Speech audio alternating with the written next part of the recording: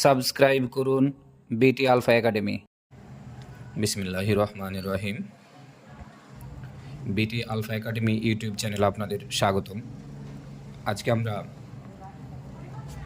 Computer techniques programming with Fortran বিষয়টার chapter 5 algorithm and flowchart সম্পর্কে আলোচনা করব।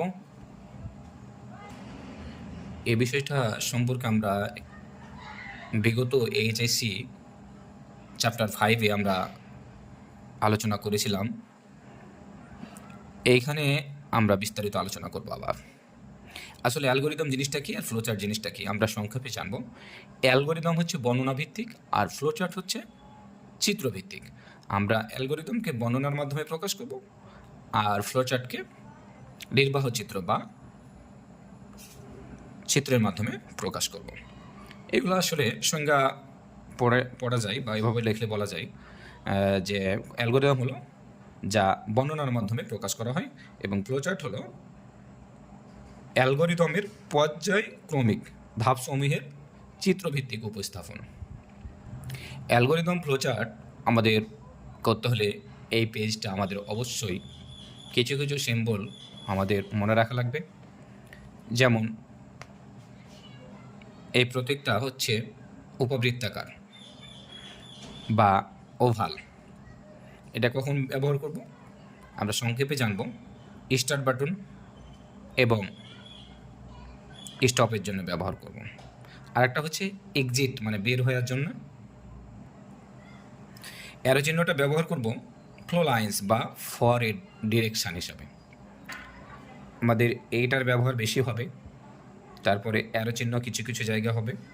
আয়তক্ষেত্রটা লাগবেই। আয়তক্ষেত্রটা ডাটা ক্যালকুলেশন বা প্রক্রিয়াকরণ করার জন্য। ডাটা ক্যালকুলেশন কেমন?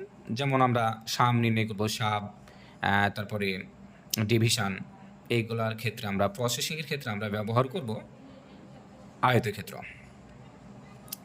তারপরে আমরা সামান্তরিক ব্যবহার করব ইনপুট এবং আউটপুট নেওয়ার জন্য।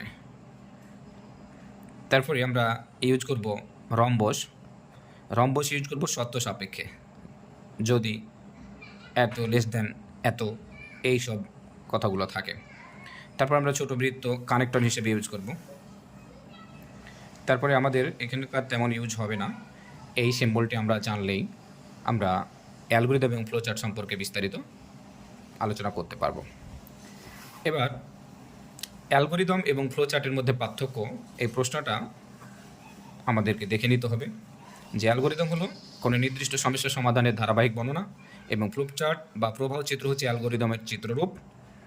অ্যালগোরিদম বর্ণনা করতে কোনো প্রতীক বা বক্স ব্যবহারের প্রয়োজন হয় না। ফ্লোচার্ট বর্ণনা করতে প্রতীক বা বক্স ব্যবহারের প্রয়োজন হয়। অ্যালগোরিদম প্রোগ্রামিং এর প্রথম ধাপ, ফ্লোচার্ট প্রোগ্রামিংয়ের দ্বিতীয় ধাপ। তারপরে অ্যালগোরিদম বর্ণনার উপর নির্ভর করে, যা আমরা প্রথমে আলোচনায় বলে দিয়েছি। ফ্লোচার্ট চিত্রের উপর নির্ভরশীল। অ্যালগোরিদম থেকে সমস্যা সমাধানের ধারণা লাভ করা যায়। ফ্লোচার্ট সঠিক প্রোগ্রাম লেখার পথ দেখায়। এই অ্যালগোরিদম এবং ফ্লোচার্টের পার্থক্যটা আমাদের বেশ কয়েকবার পড়ে পড়ে আয়ত্তে নিয়ে আসতে হবে।